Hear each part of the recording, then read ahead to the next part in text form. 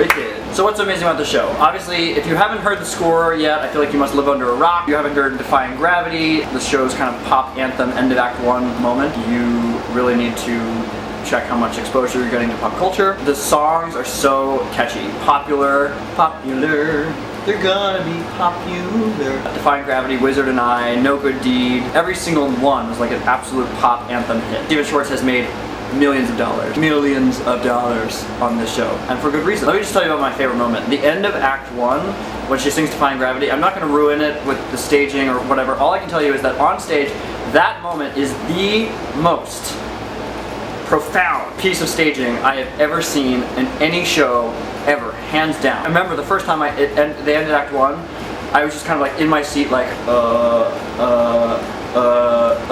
so what do we do now? What's my life? I remember riding the train home from New York after seeing the show for the first time and thinking to myself like there's so much more out there. It totally like blew my mind wide open. The show is also really funny. There's some great humorous moments. Glinda was originally played by Kristen Chenoweth, who's a comic genius, and all the Glindas thereafter have kind of imitated her style. Toss, toss, toss, toss, toss, toss, no hands.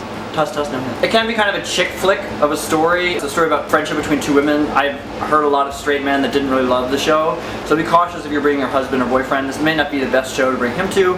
Bring the girls, bring the kids, bring the gays. Gays love it. So if you love like female empowerment or seeing girls belt really high and loud, absolutely go to the show. There's nothing more that I love than someone screaming in my face, frankly. I just love big singing, love belting. Give it to me. My friends often joke, if you want to make Doug happy, just scream in his face.